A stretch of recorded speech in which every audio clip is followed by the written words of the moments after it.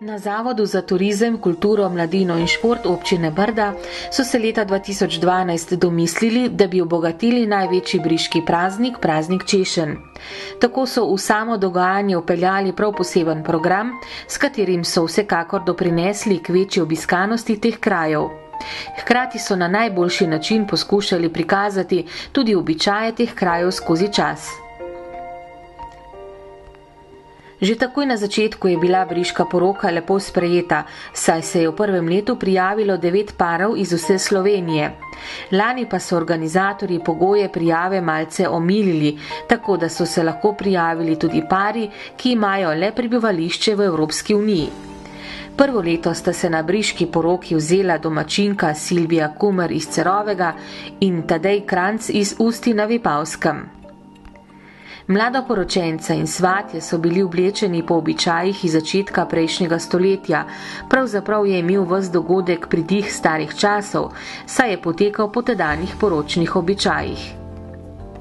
Dvorjenje, dogovor očetov, priprave na poroko, prevoz bale, fantovščino in dekliščino so organizatorji še pred poroko posneli na filmski trak. Ker pa je briška ohcet postala nekakšna stalnica praznika Češenj, so se tudi letos udeleženci sprehodili skozi čas. V soboto 7. junija je tako grad Dobrovo gostil prav posebne svate. Tokrat sta bila zmagovalni par Tamara Vavtar in Andrej Žibert iz Šentruperta na Dolenjskem.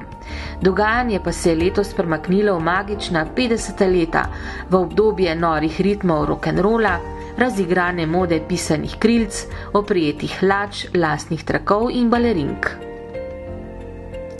Po civilnem in cerkvenem obredu je sledila seveda sprostitev.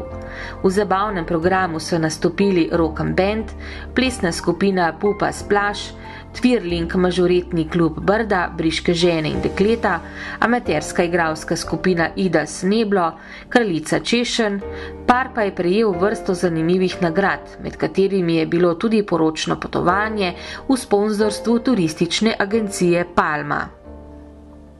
Seveda pa niso pozabili niti na svate, ki so se potegovali za naslov najlepše oblečenega para. Tudi njih so seveda bogato nagradili. V okviru dogajanja so izžrebali še 2 nagrajenca, ki sta glasovala za najfotografijo fotozgodbe. Ta je bila predstavljena mesec dni pred poroko, zajela pa je predstavitev vseh partnerjev projekta. Ker pa se je treba po formalnem delu in po tradiciji poveseliti, se je letošnja briška poroka iz gradu preselila v Šmartno, kamor sta se mladoporočenca zapeljala kar starodobnikom.